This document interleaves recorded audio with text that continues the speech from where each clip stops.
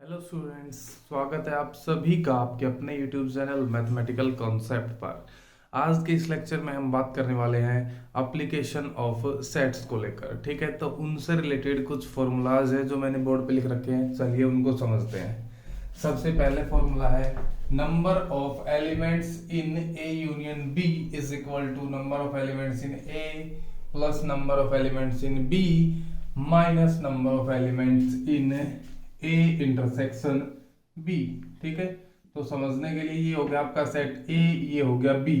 आपको यूनियन के एलिमेंट्स निकालने हैं, तो सबसे पहले ए सेट के एलिमेंट्स जोड़े, बी के जोड़े और उसमें से घटा दिए ये वाले, क्योंकि जब आप ए के एलिमेंट्स ले रहे हो तो उसके अंदर भी ये वाला पोर्शन आ रहा है और बी के अंदर ले रहे हो तब भी ये वाला पोर्शन आ रहा है। तो ये वाला पोर्शन दो बार काउंट हो रहा है, लेकिन हमें एक बार ही चाहिए, इसलिए एक बार हमने माइनस कर दिया। ठीक है, नेक्स्ट कह रहा है कि number of element in A union B is equal to number of elements in A plus number of elements in B if A intersection B is equal to 5। यानी कि जब ए और बी का इंटरसेक्शन 5 के इक्वल होता है तब ये इसके इक्वल है। जैसे ए इंटरसेक्शन बी 5 का मतलब दोनों साइड्स कैसे हैं, डिसजॉइंट। ये ए सेट हो गया, ये बी हो गया। आपने ए यूनियन बी निकालना है तो एन ऑफ ए जोड़ दो और N of B. Common region कुछ है ही नहीं, तो ये हो गया आपका सेकंड। नेक्स्ट देखिए number of elements in A minus B. ठीक है, तो ये आपका हो गया यूनिवर्सल सेट यू, ये हो गया सेट ए और सेट बी। ये वाला जो रीजन है ये है ए माइनस बी के इक्वल। ठीक है, अब अगर इस कंप्लीट रीजन की मैं बात करूं तो ये आपका क्या है, ए सेट है। ठीक है, और ये वाला रीजन जो है ये क्या है, ए इंटरसेक्शन बी का रीजन है। तो अगर मैं ए में से ए इंटरसेक्शन बी घटा दूं तो मेरा ए माइनस बी आ जाएगा। तो यही क्या है, N of A minus number of element in A intersection B किसके इक्वल आ जाएगा, ए माइनस बी के इक्वल। ठीक है, नेक्स्ट देखते हैं। अब नेक्स्ट क्या निकालना है, b माइनस ए निकालना है। तो वही देखो, ये वाला रीजन जो है ये b सेट हो गया आपका, और इसमें से जब मैं a इंटरसेक्शन b को हटा रहा हूं तो मेरा किसके इक्वल आ जाएगा, b माइनस ए के इक्वल। ठीक है, चलिए नेक्स्ट फॉर्मूला देखते हैं। Number of element in A complement. तो ए कॉम्प्लीमेंट के अंदर आपने नंबर ऑफ एलिमेंट्स निकालने हैं। तो ये हो गया आपका यूनिवर्सल सेट U, ये हो गया सेट A, और ये वाला रीजन बच गया जो ये हो गया आपका A कॉम्प्लीमेंट। ठीक है, आपने A कॉम्प्लीमेंट के नंबर ऑफ एलिमेंट्स चाहिए थे, तो U में से किसके घटा दिए, A के घटा दिए, तो जो बच गए वो सारे A कॉम्प्लीमेंट के आ गए।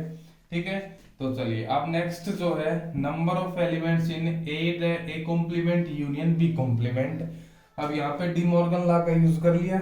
इसकी वैल्यू किसके इक्वल आएगी, number of element in A intersection B whole complement. ठीक है, अब किसी भी, अब ये तो एक सेट ही हो गया, ए इंटरसेक्शन बी एक सेट है, और उसका कॉम्प्लीमेंट कैसे निकालेंगे, यूनिवर्सल सेट में से उस सेट को घटा के। ठीक है, तो ये आ जाएगा इसके नंबर ऑफ एलिमेंट। सेम इसी तरह A dash intersection B dash के नंबर ऑफ एलिमेंट किसके इक्वल आएंगे, इसकी वैल्यू किसके इक्वल हो जाएगी भाई, ए यूनियन बी का कॉम्प्लीमेंट, और इसके एलिमेंट कैसे निकलेंगे, N of U minus N of A union B.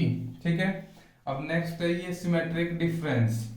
Number of element in A del B is equal to number of elements in A plus number of elements in B minus 2 times number of element in A intersection B. इसको थोड़ा समझ लो कि कैसे आए। सबको पता है ए del B क्या होता है, ये वाला रीजन और ये वाला रीजन। ठीक है, जब हमने पढ़ी थी इसकी डेफिनेशन तो क्या कह रहा था, a माइनस बी की यूनियन जब b माइनस ए के साथ कर देते हैं तो वो a डेल बी होता है। a माइनस बी की वैल्यू क्या निकली है, देखो n of a minus number of element in a del a intersection b, और b माइनस a की value n of b minus n of a intersection b। जब इन दोनों को ऐड करोगे तो n of a plus n of b minus 2 times number of element in a intersection b, यही इसका फॉर्मूला हो गया। ठीक है, अब नेक्स्ट ये तीन सेट्स की यूनियन कैसे करेंगे, number of elements in A plus B plus C minus number of element in A intersection B minus number of element in B intersection C minus number of element in A intersection C plus जो तीनों का intersection है उसको add कर देंगे। तो ये थे कुछ फॉर्मूलाज एप्लीकेशन ऑफ सेट्स को लेके। ठीक है, चलिए अब बात करते हैं क्वेश्चंस की कि इनसे रिलेटेड क्वेश्चन किस तरह से पूछे जाते हैं। ठीक है, चलिए भाई फर्स्ट क्वेश्चन है, there are 600 students in a school.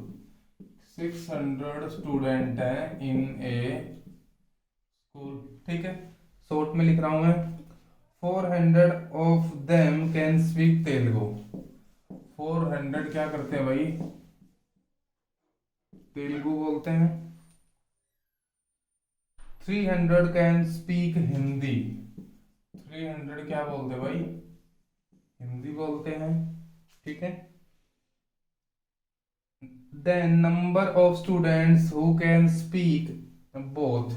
तो नंबर ऑफ स्टूडेंट्स निकालने हैं who can speak both language, यानी कि अब बोथ की बात आ गई तो इसका मतलब आपने दोनों का इंटरसेक्शन निकालना है। ठीक है, टोटल कितने स्टूडेंट है भाई, 600। देखो समझो, यानी कि इस वाले पूरे रीजन की वैल्यू कितनी है, 600। टी यूनियन दूसरी लैंग्वेज कौन सी है, हिंदी, इसकी वैल्यू कितनी आ गई, 600। ठीक है, और 400 क्या बोलते हैं भाई, तेलुगु बोलते हैं। तो अगर इसको मैं तेलुगु मानूं तो यानी कि इस वाले रीजन की वैल्यू कितनी आएगी, 400। ठीक है, और 300 of them can speak Hindi, तो ये 300 हिंदी बोलते हैं। ठीक है, तो अभी फॉर्मूला पढ़ा है, number of elements in A union B is equal to N of A plus N of B minus A intersection B. ठीक है, ए यूनियन बी की वैल्यू 600 है, ए की वैल्यू 400 होगी, बी की वैल्यू 300 होगी माइनस ए इंटरसेक्शन बी। ठीक है, इसको इधर ले आए, ए इंटरसेक्शन बी की वैल्यू कितनी आ जाएगी भाई, ये बनेगा 700 और 600 घटेगा तो 100। ठीक है, यानी कि इस वाले रीजन की वैल्यू कितनी आ गई, 100। यानी कि 100 वो स्टूडेंट है जो हिंदी भी बोलते हैं और तेलुगु भी बोलते हैं। ठीक है, उम्मीद है समझ आया होगा। आप अगर ये डायग्राम बना लेते हो, वेन डायग्राम, तो आपका क्वेश्चन इजीली सोल्व हो जाएगा। ठीक है, चलिए नेक्स्ट क्वेश्चन देखते हैं अभी।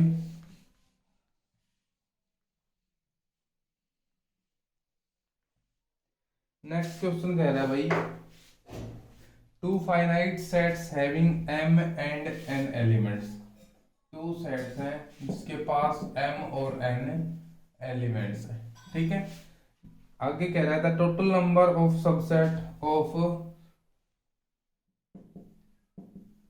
The total number of subsets of first set is 56 more than the second set। ठीक है, then value of m and n, options है भाई 7 6, पहले m की वैल्यू फिर n की, 6 3 5 1 और लास्ट ऑप्शन है 8 और 7। ठीक है, आपके पास दो सेट है। ठीक है, एक m सेट है, एक ए सेट मान लिया और एक बी सेट मान लिया। ठीक है, अब क्या कह रहा है, ए के पास m एलिमेंट्स हैं, बी के पास n एलिमेंट है, और ए के पास बी वाले सेट से 56 सबसेट जाता है। ठीक है, तो अगर किसी सेट के पास m एलिमेंट है तो उसके नंबर ऑफ सबसेट कितने होंगे, 2 की पावर m। अगर n एलिमेंट है तो नंबर ऑफ सबसेट 2 की पावर n, और अगर डिफरेंस करें तो कितना आएगा, 56। ठीक है, तो ये इक्वेशन आपने सोल्व करनी है, या तो इसको सोल्व करो या फिर ऑप्शन से उठा के वैल्यू डायरेक्ट पुट कर दो। ठीक है, तो यहां से क्या बनेगा, 2 की पावर 7 माइनस 2 की पावर 6, तो 2 की पावर 7 कितनी हो जाएगी, तो 8 64 और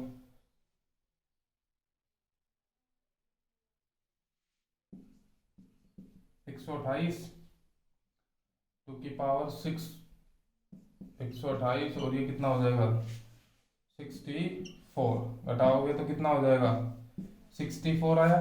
ठीक है, लेकिन आना कितना चाहिए था 56 मोर। ठीक है, तो इसका मतलब फर्स्ट ऑप्शन नहीं होगा, तो सेकंड के लिए ट्राई करते हैं। 2 की पावर 6 माइनस 2 की पावर 3, तो 2 की पावर 6 होगी 64, और 2 की पावर 3 कितनी हो जाएगी 8, और ये कितना आ जाएगा 56। यानी कि ऑप्शन का आंसर कौन सा हो गया 6 और 3, यानी कि ए सेट के पास 6 एलिमेंट होंगे और बी सेट के पास 3 एलिमेंट होंगे। ठीक है, चलो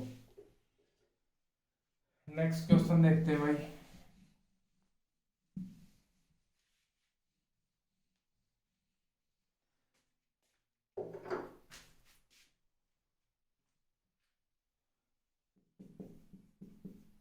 There are 20 teachers who can teach math और फिजिक्स। और का मतलब क्या आ गया यूनियन, यानी कि मैथ और फिजिक्स पढ़ाने वाले टीचर्स की संख्या कितनी है 20 है। ठीक है, there are 12 teacher who can teach math,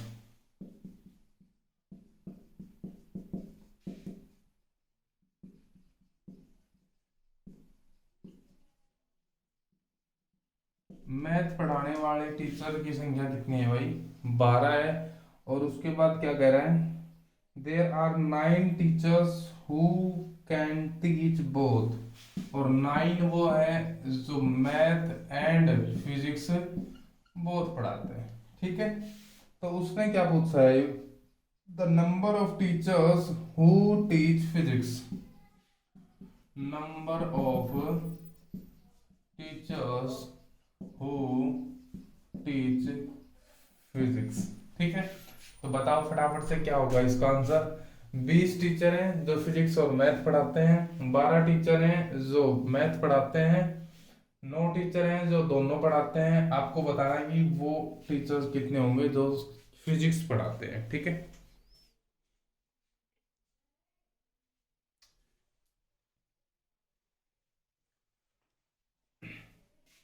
तो देखो यहाँ पे ये क्या है भाई मैथ यूनियन फिजिक्स कितने हो गए 20। अगर डायग्राम से करें तो इस वाले रीजन की वैल्यू कितनी आई 20 कंप्लीट की। ठीक है, 12 teacher who can teach math, 12 teacher वो है भाई जो मैथ पढ़ाते हैं, यानी कि इस वाले रीजन की वैल्यू कितनी है 12 है। 9 टीचर वो है जो फिजिक्स और मैथ दोनों पढ़ाते हैं, यानी कि इसकी वैल्यू कितनी आ गई 9 आ गई। अगर ये 12 था कंप्लीट, ये 9 आ गया, तो ये कितना आएगा 3 आ गया। ठीक है, अब क्या कर रहा है टोटल टीचर कितने थे, यूनियन की वैल्यू कितनी है 20 है, ये 12 हो गया, इसका मतलब ये कितना बच गया 8 बच गया। अब क्या पूछ रहा है number of teachers who teach physics, अब फिजिक्स पढ़ाने वाले टीचर्स की संख्या। तो फिजिक्स मेरे हिसाब से ये भी पढ़ा रहे हैं और ये भी पढ़ा रहे हैं, तो 9 + 8 कितना हो गया भाई 17 हो गया इसका आंसर। अब अगर इसमें ये पूछ लेता कि ओनली फिजिक्स पढ़ाने वाले टीचर्स कितने होंगे, तो ओनली फिजिक्स कितने पढ़ा रहे हैं भाई 8 पढ़ा रहे हैं। ठीक है, अगर ये पूछ लेता ओनली मैथमेटिक्स कितने पढ़ा रहे हैं, तो ओनली मैथमेटिक्स कितने पढ़ा रहे हैं सिर्फ 3 टीचर्स ऐसे हैं जो केवल मैथमेटिक्स पढ़ाते हैं। ठीक है, तो ओनली शब्द लगते ही आपको जो a-b और b-a वाले रीजन है उसकी वैल्यू निकालनी होती है। ठीक है, चलिए अब एक लास्ट क्वेश्चन और करते हैं इसके बाद, और फिर स्टार्ट करते हैं रिलेशन को। लास्ट क्वेश्चन है भाई number of elements in A is 350, number of element in A intersection B is 90, number of element in a-b की वैल्यू पूछिए। ठीक है,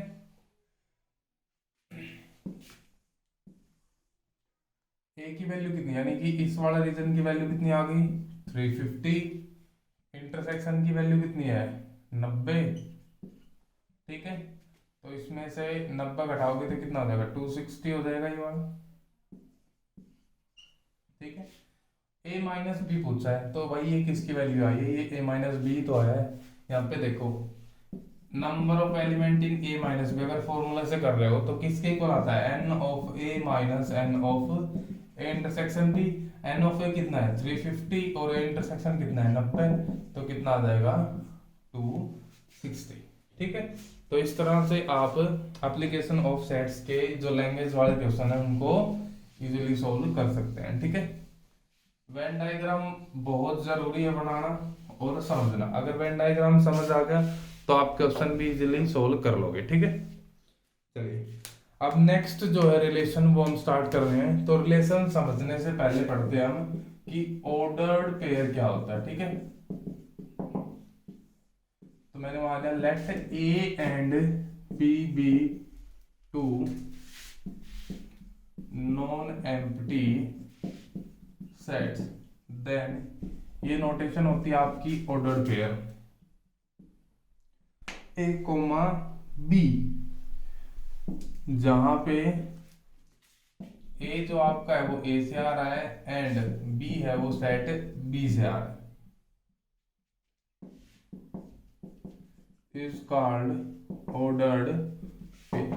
ठीक है, इस तरह की नोटेशन ए कोमा बी, जहां पे जो ए एलिमेंट है वो सेट ए से आए, बी एलिमेंट है वो सेट बी से आए, इसको क्या बोलते हैं, ऑर्डर्ड पेयर बोलते हैं। ठीक है, अब अगर मैं लिख रहा हूं a1 comma b1 is equal to a2 comma b2, अब ध्यान रखना ये ओपन इंटरवल जैसा दिखता है लेकिन ये ओपन इंटरवल नहीं है। ठीक है, जैसे आप अगर रियल लाइन के ऊपर ये 0 हो गया, ये 2 हो गया, ये 1 हो गया, मैं लिख दूं 1 कोमा 2, तो ये आपका ओपन इंटरवल हो गया। ठीक है, तो उसकी नोटेशन दोनों सेम है, लेकिन ये क्या है, ये आपका ऑर्डर्ड पेयर है और ये आपका एक ओपन इंटरवल है। ठीक है, तो डिफरेंस ध्यान रखना इन दोनों को। अब ये देखो यहाँ पे क्या कह रहा है कि दो ordered pair a1 b1 is equal to a2 comma b2 कब होंगे, तभी होंगे जब a1 की वैल्यू a2 के इक्वल हो एंड b1 की वैल्यू b2 के इक्वल। ठीक है, चलिए अब नेक्स्ट ऑर्डर्ड पेयर से भाई क्या आता है आपका, Cartesian product of two sets. ठीक है,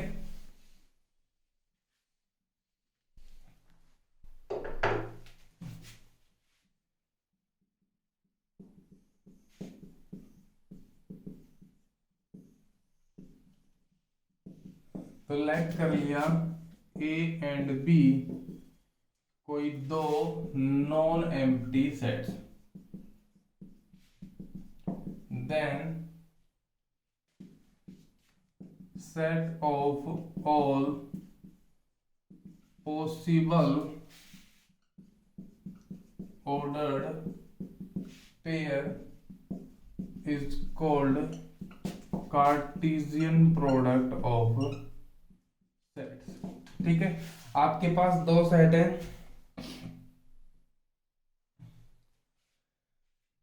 ए और बी। ठीक है, उसके बाद उनसे जितने भी ordered pair, set of all possible ordered pair A comma B.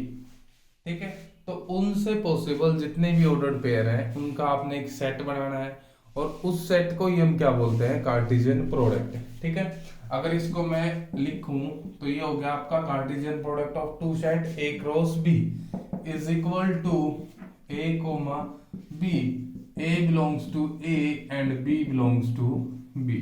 तो ये क्या हो गया आपका कार्टेशियन प्रोडक्ट हो गया दो सेट्स का। ठीक है, अब अगर एग्जांपल ले लेते तो ए सेट के अंदर मैंने ले लिया 1 2 और बी सेट के अंदर क्या ले लिया ए बी और सी। ठीक है, तो अगर यहां से मैं ए क्रॉस बी निकालूं तो उसकी वैल्यू किसके इक्वल आएगी, देखो ऑल पॉसिबल ऑर्डर्ड पेयर। तो यहां से फर्स्ट ए सेट है तो पहले ए सेट के एलिमेंट आएंगे, दूसरा बी सेट है तो फिर बी सेट के एलिमेंट।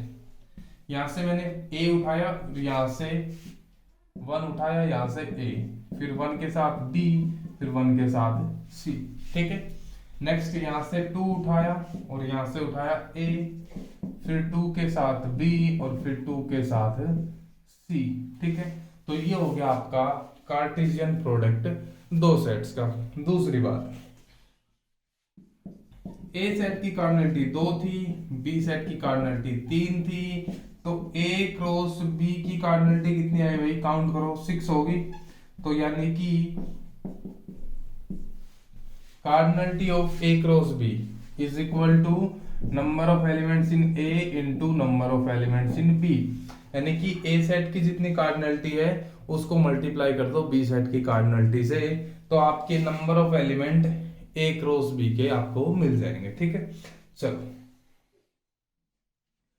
उसके बाद जो नेक्स्ट चीज है वो कह रही है कि भाई जो ए क्रॉस बी की जो वैल्यू होती है, ठीक है, ए क्रॉस बी की वैल्यू वो आपकी इक्वल नहीं होती बी क्रॉस ए से। ठीक है, क्यों? क्योंकि देखो छोटा सा एग्जांपल ले लेते हैं, 1 2 ले लिया और बी सेट की वैल्यू ले ली मैंने ए।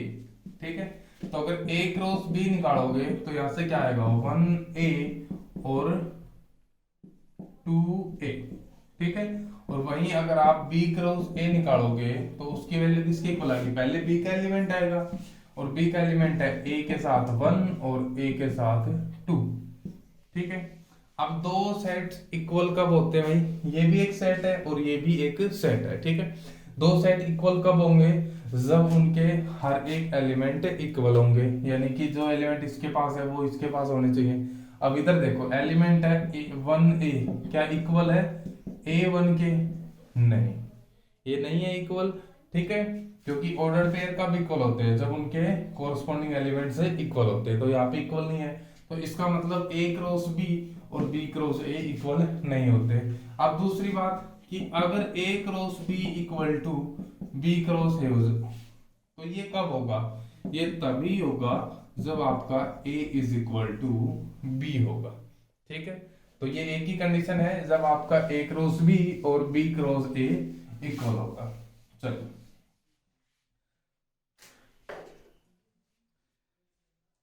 उसके बाद बात करते हैं भाई कि अगर आपके पास एक सेट A है, ठीक है, और A सेट की वैल्यू ले ली मैंने 1 2 और 3। ठीक है, एक सेट B है और B सेट की वैल्यू मैंने ले ली 4 2 और, या फिर ले ली मैंने 2 3 और 4। ठीक, अब मैं आपसे पूछ रहा हूं, मुझे ये बताओ कि A cross B intersection B cross A की कार्डिनलिटी किसके इक्वल आएगी, यानी कि A क्रॉस B निकालो, B क्रॉस A निकालो, उसके बाद उन दोनों सेट्स का इंटरसेक्शन करो और फिर देखो उसमें कितने एलिमेंट्स आ रहे हैं, वो मैंने आपसे पूछा। ठीक है, तो एक बार इस क्वेश्चन को सोल्व करते समझते हैं कि कैसे क्या किया। पहले मैंने निकाला A क्रॉस B, तो जब A क्रॉस B निकालोगे तो 1 2 1 3 1 4 2 2 2 3 2 4, उसके बाद लिखते हैं 3 2 3 3 और 3 4। ठीक है, उसके बाद मैंने निकाला B क्रॉस A, तो B क्रॉस A की वैल्यू क्या आएगी, 2 1 2 2 2 3 3 1 3 2 3 3 4 1 4 2 और 4 3। ठीक है, अब बात कर रहे हैं दोनों सेट्स के इंटरसेक्शन की। तो इंटरसेक्शन में कौन आता है भाई, जो पहले के पास हो और दूसरे के पास भी हो, तो ऐसे एलिमेंट्स ढूंढो आप। तो भाई पहला एलिमेंट होगा आपका 2 2 2 2 यहां भी है और 2 2 यहां भी है। ठीक है, उसके बाद ढूंढो 2 3, ये हो गया 2 3 और इधर से ये होगा 2 3। ठीक है, नेक्स्ट होगा आपका 3 2, तो ये हो गया 3 2 और इधर से ये होगा आपका 3 2 और नेक्स्ट एलिमेंट होगा 3 3, तो ये हो गया 3 3। ठीक है, तो ये यानी कि इसके इंटरसेक्शन में ये चारों एलिमेंट्स आएंगे। तो यहाँ पे अगर कार्डिनलिटी की बात करूँ तो वो कितनी आ गई, यहाँ पे आ गई कार्डिनलिटी 4 के इक्वल। ठीक है, तो ये तो हो गया तरीका आपका कि आप अगर एलिमेंट्स भी वो आपसे पूछ ले तो इस तरह से आप एलिमेंट्स निकाल सकते हो। ठीक है, अब बात करते हैं कि अगर वो आपसे पूछ ले कि A and B has n elements common, यानी कि सेट ए और सेट बी के पास n एलिमेंट कॉमन है। देन कार्डिनलिटी पूछ ले, A cross B intersection B cross A की किसके इक्वल आएगी, ठीक है। तो ध्यान रखना, यदि ए और बी में n एलिमेंट कॉमन है, यानी कि ए इंटरसेक्शन बी की वैल्यू कितनी आई n, then number of element in A cross B intersection B cross A कितने आएंगे, n स्क्वायर, ठीक है। अब इस फॉर्मूले को यहाँ पे अप्लाई करके देख लो, यहाँ पे ए इंटरसेक्शन बी की वैल्यू कितनी आएगी, ए इंटरसेक्शन बी की कार्डिनलिटी आपकी आएगी 2 के इक्वल, क्योंकि यहाँ पे 2 एलिमेंट्स कॉमन है, ठीक है। अब ए इंटरसेक्शन बी में यदि 2 एलिमेंट कॉमन है तो इस सेट की कार्डिनलिटी कितनी आएगी, 2 का स्क्वायर यानी कि 4। तो यहाँ पे जब आपने इसको सोल्व किया तो वो कार्डिनलिटी किसके इक्वल आई है, 4 के इक्वल, ठीक है। तो इस तरह से आप क्वेश्चंस को सोल्व करेंगे, ठीक है।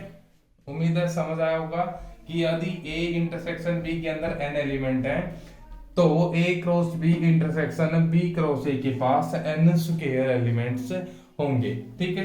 यदि मैं वहीं पे कह दूं कि ए एंड बी, या फिर number of element in A intersection B is equal to 0, या फिर कह दूं A intersection B is equal to 5, तो नंबर ऑफ एलिमेंट्स इस सेट के अंदर कितने होंगे, ठीक है।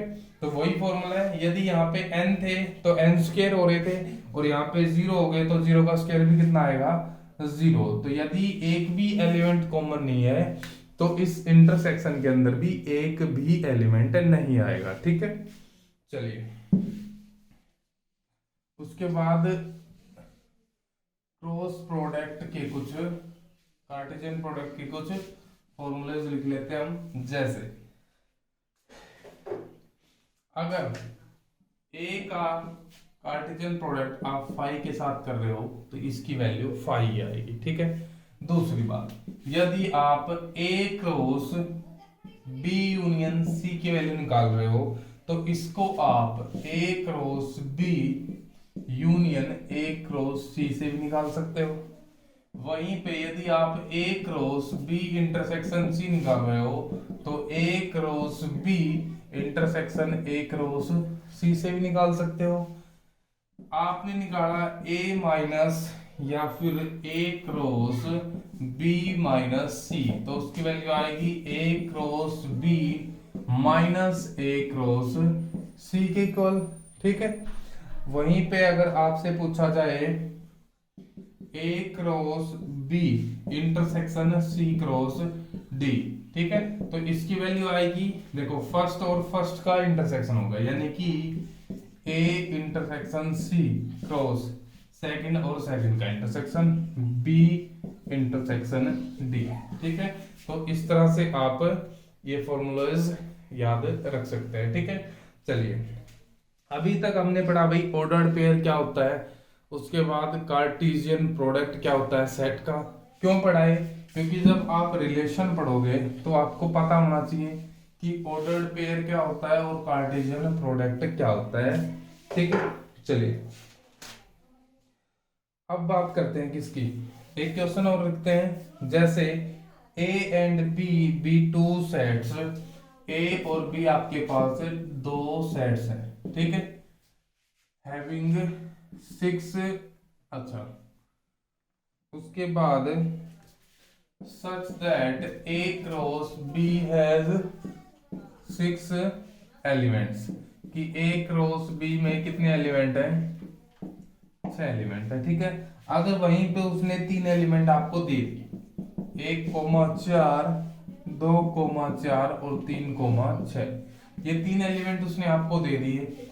यहां से वो आपके बचे हुए 3 एलिमेंट पूछ ले, ए सेट के एलिमेंट पूछ ले, बी सेट के एलिमेंट पूछ ले, तो आप उसको कैसे सोल्व करोगे, ठीक है। अब ध्यान रखना 3 एलिमेंट्स आपके पास है तो और आपके पास वैल्यू है a क्रॉस b की, तो पहला एलिमेंट हमेशा फर्स्ट सेट से आएगा, दूसरा एलिमेंट दूसरे सेट से, पहला एलिमेंट फर्स्ट सेट से, दूसरा एलिमेंट दूसरे सेट से, पहला एलिमेंट फर्स्ट सेट से, दूसरा एलिमेंट दूसरे सेट से, ठीक है। आपके पास एलिमेंट्स की वैल्यू आ गई कि ये एलिमेंट ए सेट और बी सेट के पास मौजूद है, ठीक है। अब यहां से आप कुछ भी निकाल सकते हो, अगर वो ए सेट के एलिमेंट पूछे तो ये आ गए आपके पास, बी सेट के एलिमेंट भी आपके पास आ गए, ठीक है। अगर वो बचे हुए 3 एलिमेंट पूछ ले तो देखो, यहाँ से पहला एलिमेंट 1 4 है, इधर 1 6 नहीं है, तो भाई पहला एलिमेंट आ गया 1 6, दूसरा एलिमेंट 2 4 है, तो दूसरा एलिमेंट कौन आएगा 2 6, तीसरा एलिमेंट 3 4 नहीं है, तो तीसरा एलिमेंट कौन आ जाएगा 3 4, ठीक है। तो इस तरह से आप क्वेश्चंस को सॉल्व कर सकते हैं, ठीक है। अब बात करते हैं भाई किसकी,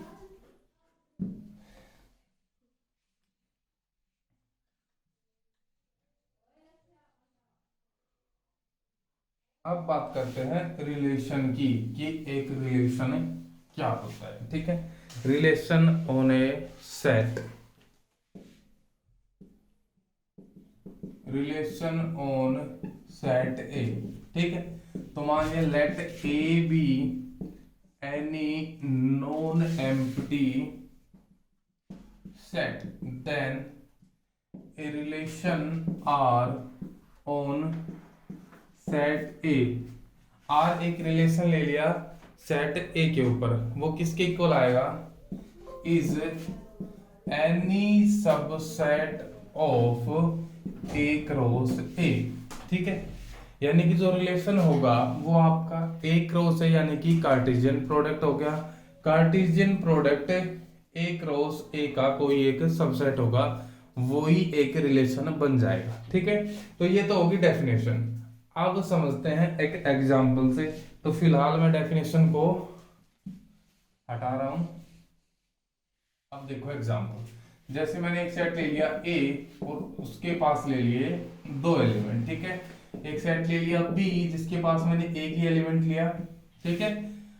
सबसे पहले क्या निकालेंगे, सॉरी सेट ए के ऊपर ही बात कर रहे हैं ना, तो दूसरा सेट भी यही आएगा। अब मैंने निकाला ए क्रॉस ए, तो ए क्रॉस ए के अंदर क्या आएगा 1 1 1 2 2 1 और 2 2, ये 4 एलिमेंट्स आएंगे आपके ए क्रॉस ए के पास, ठीक है। अब देखिए नेक्स्ट क्या कह रहा था, डेफिनेशन क्या कह रही थी, जो रिलेशन आर होगा वो ए क्रॉस ए का कोई सबसेट होगा, ठीक है। अब देखिए ए क्रॉस ए के पास कितने एलिमेंट है भाई, 4 एलिमेंट है। तो सेट में आपने पढ़ा था यदि किसी सेट के पास 4 एलिमेंट है तो नंबर ऑफ सबसेट्स कितने होंगे उसके पास, 2 की पावर 4, यानी कि इस ए क्रॉस ए के 2 की पावर 4 टोटल सबसेट्स बनेंगे, ठीक है, यानी कि 16 सबसेट बनेंगे। चलिए अब इसके एक दो सबसेट मैं आपको बना के दिखाता हूं। जैसे मैंने मान लिया कि एक R1 सबसेट उठाया जिसको मैंने ले लिया 1 1, ठीक है। एक R2 सबसेट उठाया जिसको मैंने ले लिया 1 1 के साथ 1 2, एक R3 ले लिया जिसको मैंने ले लिया 1 1 2 1 और 2 2, ठीक है। तो इस तरह से आप बचे हुए 16 के 16 सबसेट बना सकते हैं, ठीक है। अब बात क्या है डेफिनेशन की, रिलेशन क्या होता है भाई, any subset of A cross A cross A के जितने भी सबसेट थे मैंने सारे के सारे यहाँ पे लिख लिए। अब उनमें से अगर आप कोई भी एक सबसेट उठा रहे हो तो वो क्या हो जाएगा, रिलेशन हो जाएगा ए क्रॉस ए के ऊपर, ठीक है। अब वो कैसे चेक करोगे कि ये रिलेशन है या नहीं, आपने सपोज करो ये ले लिया, अब आपको ये चेक करना है कि जो सेट जो रिलेशन आपके पास है उसके अंदर जो एलिमेंट है क्या वो ए क्रॉस ए के एलिमेंट है। तो यहां से देखो इसका जो एलिमेंट है ऑर्डर्ड पेयर 1 1, तो ये इधर मौजूद है, इसका मतलब R1 एक रिलेशन हो गया, ठीक है।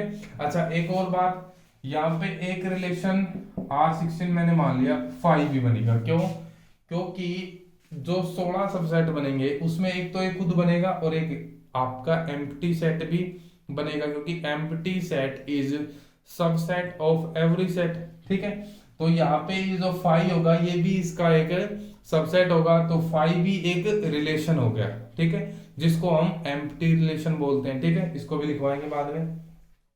अब ये देखो R2 दूसरा सबसेट लिया था इसका, 1 1 मौजूद है, 1 2 ये भी मौजूद है। इसका मतलब जो R2 है ये भी A क्रॉस A का सबसेट हो गया। इसका मतलब R2 जो एक रिलेशन हो गया क्या पे, A से A के ऊपर। ठीक है, तो इस तरह से रिलेशन को हम देखते हैं। ठीक है, अब देखो ये तो हो गया कि भाई ठीक है, A क्रॉस A से हमने निकाल लिया कि भाई इसके कितने सबसेट बनेंगे और वहां से हमने रिलेशन निकाल लिया। लेकिन अगर वो हमसे ये दे दे कि हमें एक रिलेशन दे दे और उससे पूछे कि क्या ये A क्रॉस A के ऊपर रिलेशन बनेगा या नहीं बनेगा, तो उसको कैसे चेक करेंगे। जैसे सपोज करो मैंने एक रिलेशन R दे दिया आपको और जिसके पास मैंने एलिमेंट ले लिए 1 1 2 1 और 3 2। ठीक है, अब आपको क्या चेक करना है, अगर ये रिलेशन होगा तो ये A क्रॉस A का कोई सबसेट होगा। ठीक है, यानी कि इसके अंदर जो एलिमेंट मौजूद हैं वो आपके A क्रॉस A के पास होने चाहिए। तो फर्स्ट देखो 1 1 है, मिल गया। ठीक है, 2 1 ये भी मिल गया, 3 2 है इसके पास, 3 2 तो है ही नहीं। इसका मतलब ये हुआ कि R is not a relation on set A. Set ए के ऊपर ये R है, ये रिलेशन नहीं बनेगा। क्यों? क्योंकि इसके पास जो एक एलिमेंट है ये इसके पास मौजूद नहीं है, इसलिए R सबसेट नहीं बनेगा किसका, A क्रॉस A का। ठीक है, और अगर ये सबसेट बन जाता तो ये रिलेशन भी बन जाता। ठीक है, तो इस तरह से भैया हम रिलेशन को समझते हैं। तो एक दो एग्जांपल लेते हैं रिलेशन के ही। ठीक है, जैसे सबसे पहले मैंने ले लिया एक रिलेशन S, मैंने ले लिया भाई S be the set of, या फिर इससे पहले टाइप्स ऑफ रिलेशन को हम समझ लेते हैं ताकि थोड़ी सी आसानी रहे चीजों को और समझने में। ठीक है, तो सबसे पहले हम बात करें भाई एम्प्टी रिलेशन की। एम्प्टी रिलेशन क्या होता है? ठीक है, तो भाई फाई इज सबसेट ऑफ किसका, A क्रॉस A का।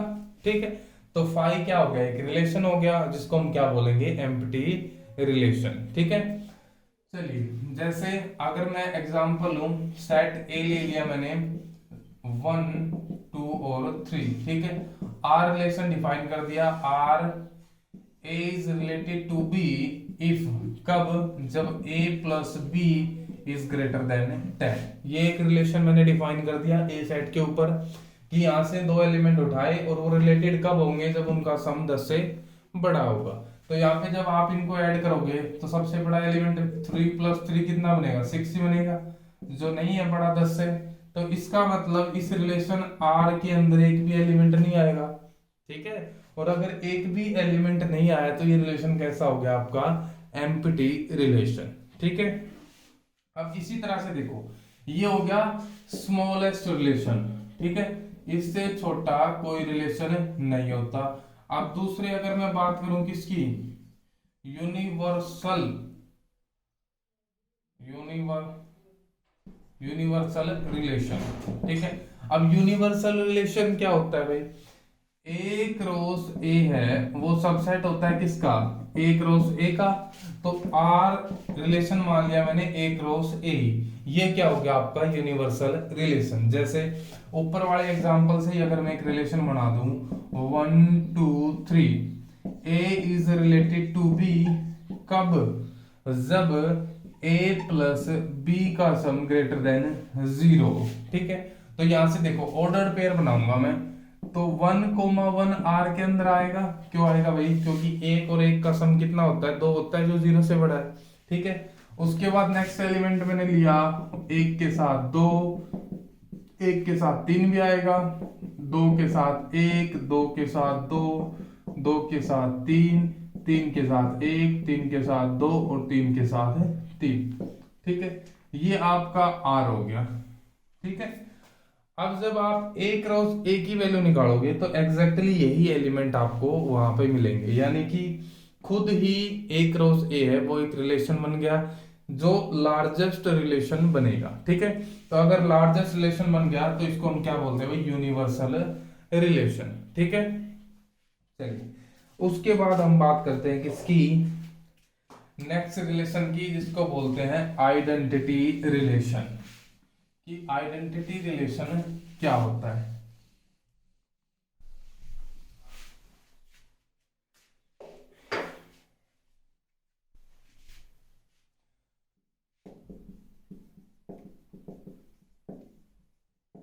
तो वही लेट कर लिया, A B any non empty set, then I R, identity relation को डिनोट करते हैं आई आर से, is equal to A comma A such that A belongs to A. ठीक है, इस रिलेशन को हम क्या बोलते हैं, आइडेंटिटी रिलेशन। यानी कि जितने एलिमेंट सेट ए के पास मौजूद है वो सारे के सारे खुद से ही रिलेटेड होने चाहिए, तब उस रिलेशन को क्या बोलते हैं, और किसी से रिलेटेड नहीं होने चाहिए। इस बात का भी ध्यान रखना आपने। जैसे अगर मैंने सेट ए ले लिया 1 2 और 3, ठीक है, एक रिलेशन आर डिफाइन करते हैं जिसके अंदर मैंने ले लिया 1 1 2 2 3 3 और 1 3, ठीक है। तो ये रिलेशन एक आर डिफाइन कर दिया। अब पहले देखो कि क्या ये रिलेशन है, हो सकता है कि ये रिलेशन ही ना हो। तो 1 1 मिल जाएगा आपको एक रो से के अंदर, 2 2 मिल जाएगा, 3 3 भी और 1 3 भी, क्योंकि 1 इधर है और 3 इधर है, एक रो से एक एलिमेंट हो गया है, ठीक है। अब ये रिलेशन तो हो गया। अब रिलेशन से हम आगे बढ़े आइडेंटिटी रिलेशन। तो आइडेंटिटी रिलेशन क्या कह रहा है, जब खुद जितने एलिमेंट सेट के पास मौजूद हैं वो सारे के सारे खुद खुद से रिलेटेड होने चाहिए ओनली, ठीक है। तो इधर देखो 1 1 से रिलेटेड हो गया, 2 2 से रिलेटेड, 3 3 से रिलेटेड, 1 3 से रिलेटेड, ये होगी गड़बड़। जैसे ही कोई दूसरा एलिमेंट किसी दूसरे एलिमेंट के साथ रिलेटेड होता है तो वो रिलेशन आपका आइडेंटिटी रिलेशन नहीं बनता, ठीक है। तो एक दूसरा रिलेशन R2 ले लिया मैंने जिसके पास लिया 1 1 2 2, ठीक है, और पूछा कि क्या ये रिलेशन आइडेंटिटी रिलेशन है। तो यहाँ पे देखो 1 1 भी एक रो से एक एलिमेंट, 2 2 भी एक रो से एक एलिमेंट, लेकिन आइडेंटिटी रिलेशन के लिए 3 को भी खुद से रिलेटेड होना चाहिए। तो इसका मतलब ये भी आपका आइडेंटिटी रिलेशन नहीं बनेगा। तो एक और एग्जांपल ले लिया R3 जिसके अंदर मैंने ले लिया 1 1 2 2 और 3 3। अब ये रिलेशन आपका क्या बन गया, आइडेंटिटी रिलेशन। क्यों, क्योंकि इसमें जितने एलिमेंट सेट के पास मौजूद हैं वो सारे सिर्फ खुद से ही रिलेटेड हैं, सिर्फ खुद से। तो उस रिलेशन को हम क्या बोलेंगे, आइडेंटिटी रिलेशन। तो ध्यान रखना, अगर कोई दूसरा एलिमेंट किसी और एलिमेंट से रिलेटेड है तो वो भी आइडेंटिटी रिलेशन ही बनेगा। अगर सेट में जितने एलिमेंट है वो सारे खुद से रिलेटेड नहीं है तो भी आइडेंटिटी रिलेशन नहीं बनेगा। कब बनेगा, जब सेट के अंदर जितने एलिमेंट है वो सिर्फ खुद से रिलेटेड हो, ठीक है। तो उम्मीद आपको आइडेंटिटी रिलेशन समझ आया होगा क्या होता है, ठीक है। चलिए, अब जैसे आइडेंटिटी रिलेशन होता है उससे थोड़ा ही डिफरेंस दूसरा रिलेशन होता है जिसको हम क्या बोलते हैं, रिफ्लेक्सिव रिलेशन।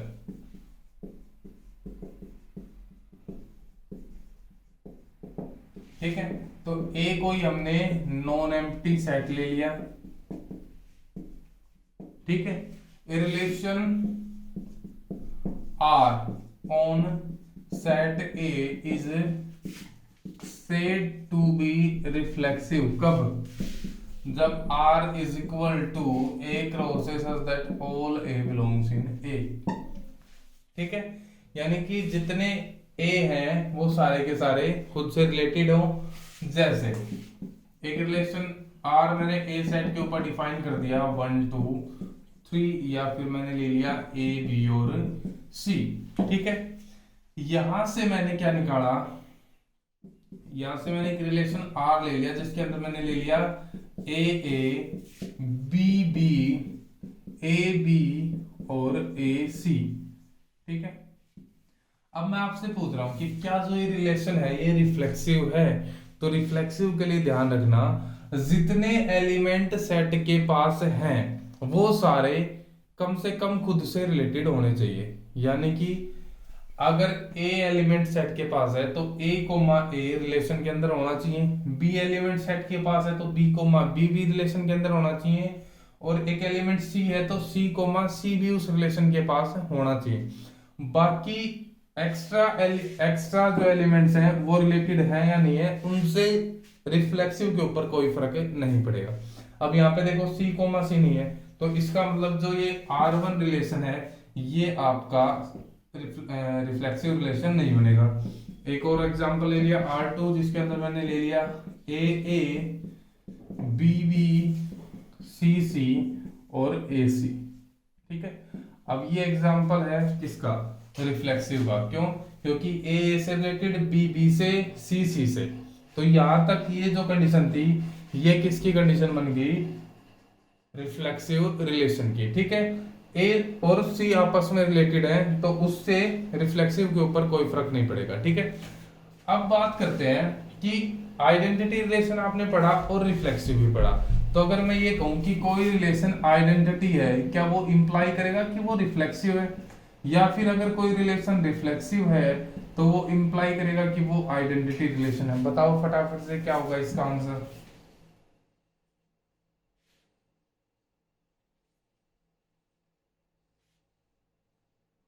देखो, आइडेंटिटी रिलेशन के अंदर एग्जांपल से समझते हैं। एक सेट ए ले लिया जिसके पास मैंने ए बी, चलो दो ही एलिमेंट ले लिए। ठीक है, रिलेशन आर ले लिया जिसके पास क्या है, ए ए बी बी। ठीक है, क्योंकि हमने कैसा रिलेशन लिया, आइडेंटिटी रिलेशन। ठीक है, तो ये आइडेंटिटी रिलेशन है आपका। क्या ये रिलेशन रिफ्लेक्सिव है? बिल्कुल है भाई, क्योंकि ए से रिलेटेड है और बी बी से। एक्स्ट्रा अगर कोई एलिमेंट किसी से रिलेटेड होता तो भी कोई दिक्कत नहीं थी, लेकिन ये तो होना ही होना चाहिए, तो इसका मतलब ये कंडीशन तो होगी सही। ठीक है, अब दूसरी क्या कह रही है कि अगर कोई रिलेशन रिफ्लेक्सिव है तो क्या वो आइडेंटिटी रिलेशन बनेगा, तो उसके लिए देखते हैं। तो यही सेट ले लिया, रिफ्लेक्सिव रिलेशन के लिए मैंने दो एलिमेंट ये ले लिए, उसके साथ एक एलिमेंट और ले लिया ए बी। ठीक है, अब देखो ये रिलेशन R है, ये आपका डेफिनेटली रिफ्लेक्सिव है, क्योंकि A से रिलेटेड है, B B से रिलेटेड है, उसके बाद एक और एलिमेंट है A जो B के साथ रिलेटेड है। क्या ये रिलेशन आइडेंटिटी रिलेशन है? बिल्कुल भी नहीं है, क्योंकि आइडेंटिटी रिलेशन आपका कहता है कि जो एलिमेंट सेट के पास मौजूद है वो सिर्फ और सिर्फ खुद से ही रिलेटेड होने चाहिए। ठीक है, यहाँ पे A और B आपस में रिलेटेड है तो ये पंगा करेगा। इसका मतलब ये बात होगी गलत और ये हो गया सही। यानी कि यदि कोई रिलेशन आपका आइडेंटिटी रिलेशन है तो वो क्या बन जाएगा, अपने आप ही रिफ्लेक्सिव रिलेशन बन जाएगा। ठीक है, चलिए नेक्स्ट जो रिलेशन है वो है भाई आपका ट्रांजिटिव।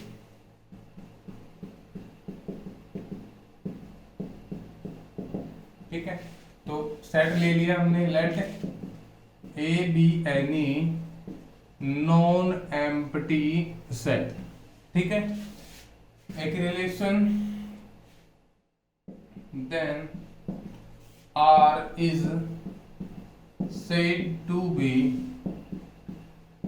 transitive कब, if A, B belongs in R।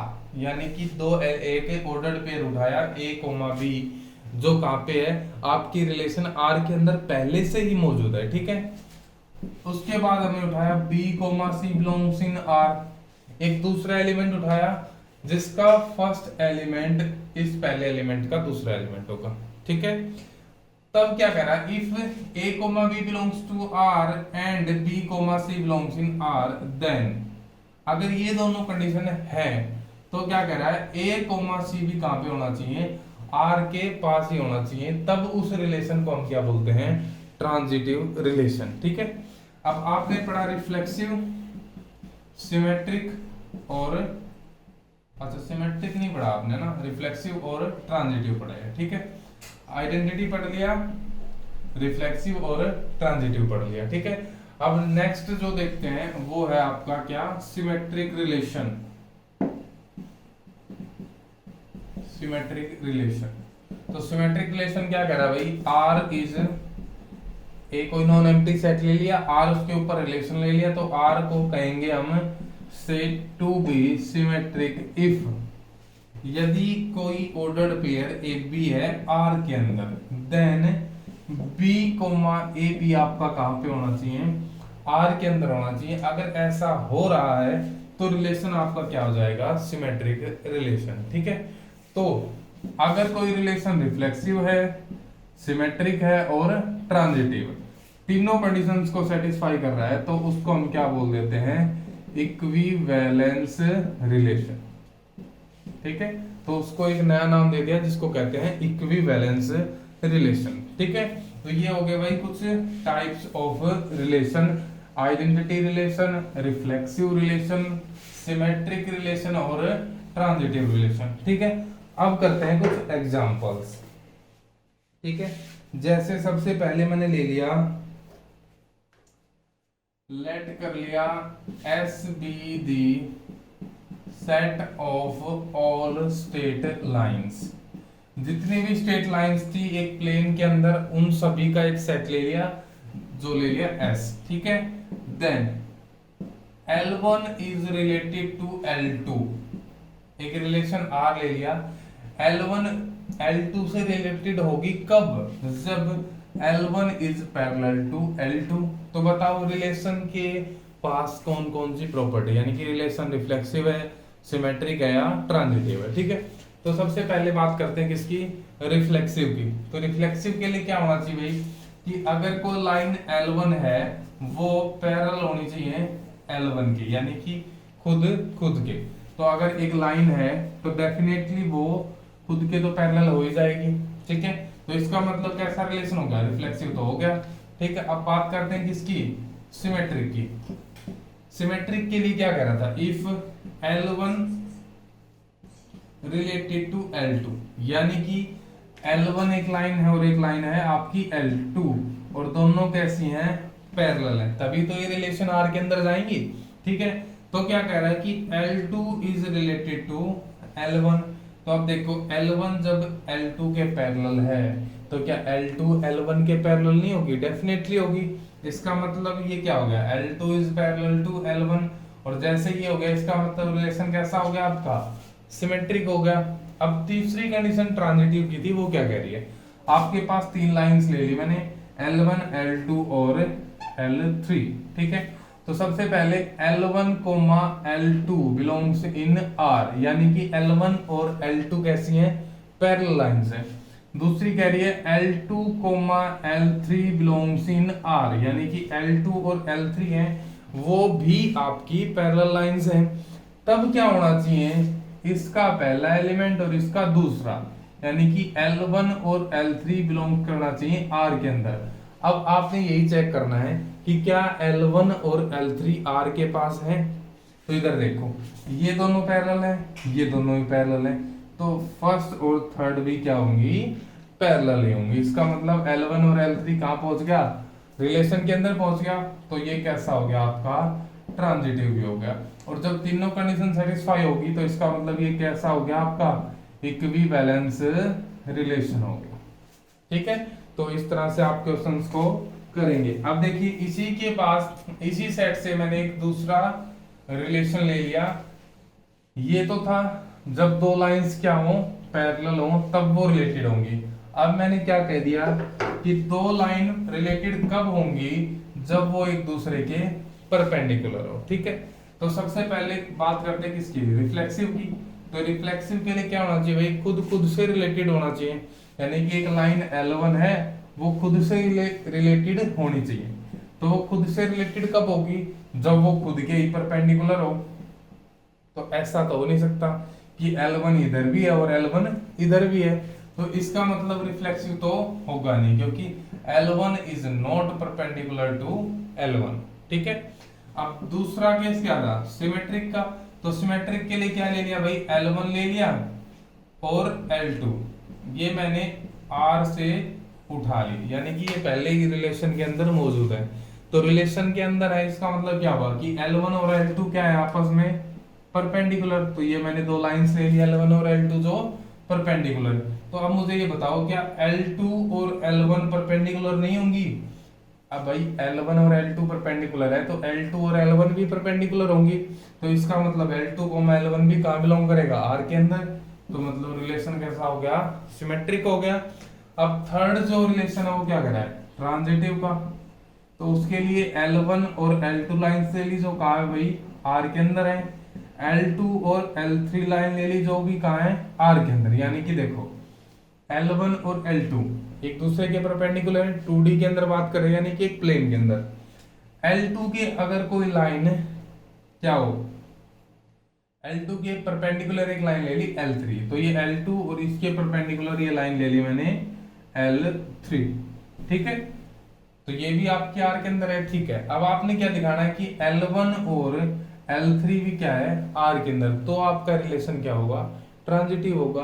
अब मुझे ये बताओ, ये L1 थी, इसके परपेंडिकुलर L2 होगी, और जब इसके परपेंडिकुलर डालेंगे तो L1 और L3 तो क्या हो जाएंगी, पैरेलल लाइंस हो जाएंगी। इसका मतलब L1, L3 आपका does not belongs to R। क्यों? क्योंकि L1 is not perpendicular to L3, ठीक है। तो इस तरह से आप एग्जांपल करेंगे। तो ये जो रिलेशन था ये क्या हो गया, रिफ्लेक्सिव हुआ, रिफ्लेक्सिव भी नहीं हुआ, ट्रांजिटिव भी नहीं हुआ, ये रिलेशन कैसा हुआ आपका, ओनली सिमेट्रिक रिलेशन, ठीक है। चलिए नेक्स्ट एग्जांपल मैं आपके लिए दे रहा हूं, फटाफट से सॉल्व करके बताना कि क्या होगा उसका आंसर।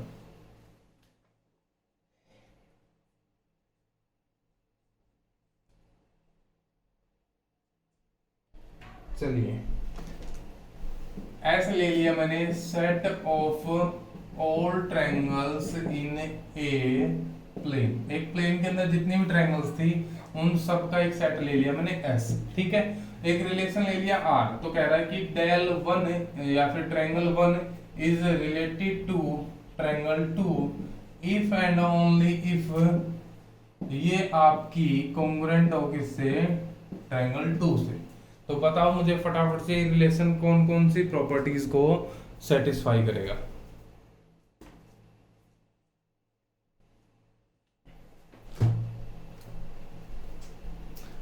आज की क्लास बहुत लंबी होगी, इसलिए इसको आखिरी क्वेश्चन बनाते हैं, ठीक है। तो चलिए देखते हैं, ऐसा आपका कोई सेट है ऑल ट्रायंगल्स का। अब दो ट्रायंगल रिलेटेड कब होंगी भाई, जब वो दोनों कॉन्ग्रुएंट होंगे, ठीक है।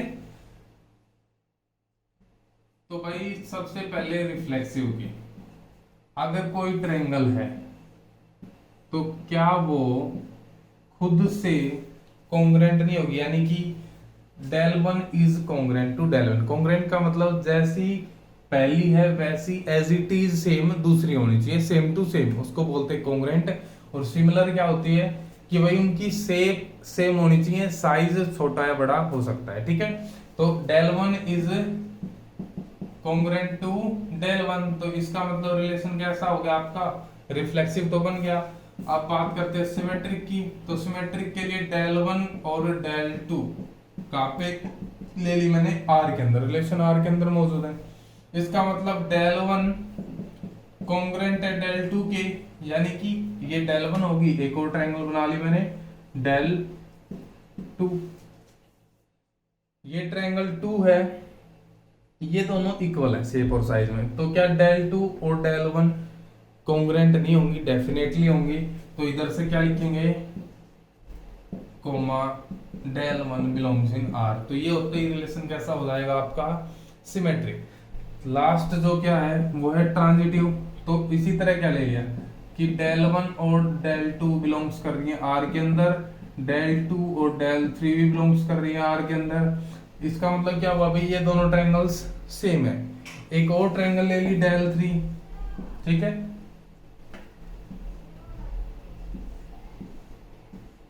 ठीक है भाई, ये दोनों सेम है, डेल 2 और डेल 3 भी सेम है। तो क्या डेल 1 और डेल 3 सेम नहीं होंगी, एग्जैक्टली सेम होंगी। तो यहाँ से डेल 1 और डेल 3 भी कहाँ पे चला जाएगा, रिलेशन R के अंदर। तो इसका मतलब रिलेशन आपका रिफ्लेक्सिव भी हो गया, सिमेट्रिक भी हो गया और ट्रांजिटिव भी हो गया। तो ये आपका एक इक्विवेलेंस रिलेशन हो गया, ठीक है।